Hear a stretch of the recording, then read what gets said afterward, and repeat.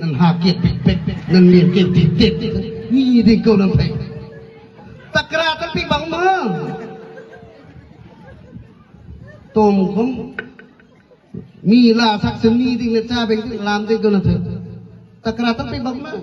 dari muam sai awam na som tin awam ka ban phir na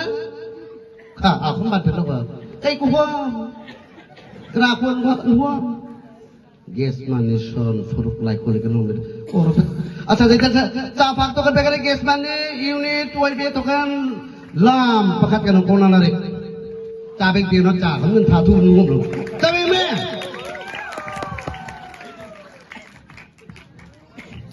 gas money halo oh soran sai gas money semua gas money tu tu gas money tu min semua tu jangan kairan selalu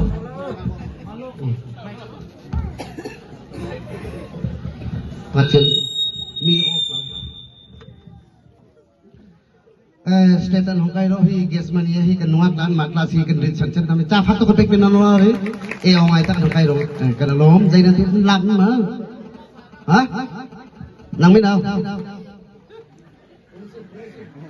Kemen jo jadi gas money ko. Kemen jo Roslan gas money ko. Kenapa? Kemen jo lalman kim gas money ko. Gas money ko le mau pa tu lo mau na pa tu acha dai start music jai lam mai ma dai tak ni atim dai dosa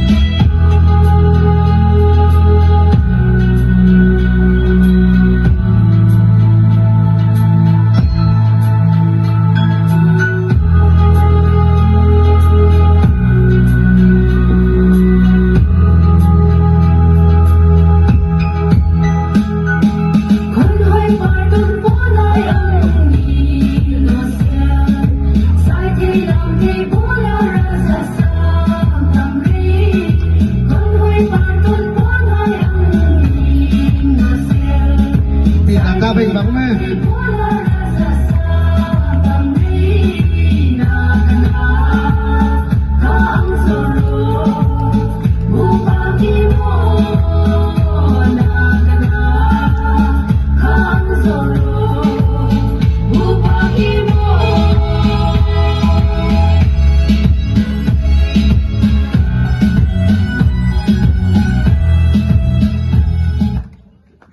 Kalau lo cha phang to kan pe bin na ni